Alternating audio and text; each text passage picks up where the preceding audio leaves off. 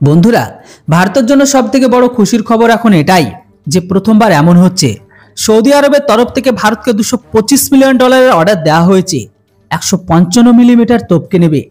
কিন্তু বন্ধুরা, ভারত এই ডিলকে এখানে শেষ করতে চাইছে না। ভারত চাই সৌদি আরবের সাথে আরো ডিফেন্স ডিল কিংবা অর্থাৎ ডিফেন্স কোঅপারেশনকে বাড়াতে।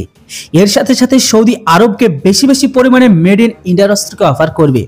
আর এই ক্ষেত্রে ভারতের একটা বড় সাফল্য, কেননা সৌদির এখন ইচ্ছা ভারতের ব্রহ্মস মিসাইলকে কেনার। হ্যাঁ বন্ধুরা, এর উপর আপনারা একদম সঠিক শুনেছেন, কেননা এখন এর উপর আবার রাশিয়ান মিডিয়ার তরফ থেকে একটি বড় খবর সামনে বেরিয়ে এসেছে। এর উপর আপনারা একটি স্ক্রিনে আর্টিকেলকেও দেখতে পাবেন। যখন ভারতের তরফ থেকে সৌদি ডিফেন্স স্টোরের ভেতরে যখন ভারত নিজেদের ব্রহ্মস মিসাইলকে শো অফ করে, তখন এটিকে দেখে রাশিয়া অনেক আনন্দিত হয়, কেননা রাশিয়াও চায় যে ভারত আর রাশিয়ার দ্বারা বানানো ব্রহ্মস মিসাইল খাড়ির দেশকে যেন পাঠায় আর বিক্রি করে। কেননা ভারত খুব কম সংখ্যায় নিজেদের অস্ত্রকে খাড়ির দেশকে পাঠায় বা তাদের দেশের কাছে প্রোভাইড করে।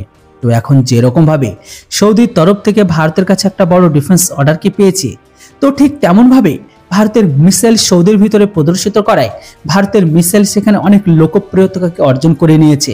তাই খাড়ির দেশ বিশেষ করে ভারতের কিছু অস্ত্রের সাথে ব্রহ্মসকে কেনার জন্য তারা লাইনে এক পায়ে দাঁড়িয়ে।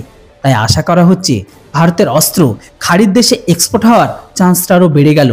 সেখানে ভারতের ব্রহ্মস মিসাইল বিক্রি হলে সেটা যেমন ভারতের জন্য ভালো, অস্ত্র এক্সপোর্টের ক্ষেত্রে ভালো, প্লাস রাশিয়ার জন্য ভালো, কেননা সেখান থেকে কিছু মুনাফা তাদেরও যাবে। তো বন্ধুরা, পুরো খবরটি শুনে আপনাদের কি মতামত সেটা অবশ্যই কমেন্ট বক্সে লিখে জানান। Thanks for watching. জয় হিন্দ, বন্দে মাতরম।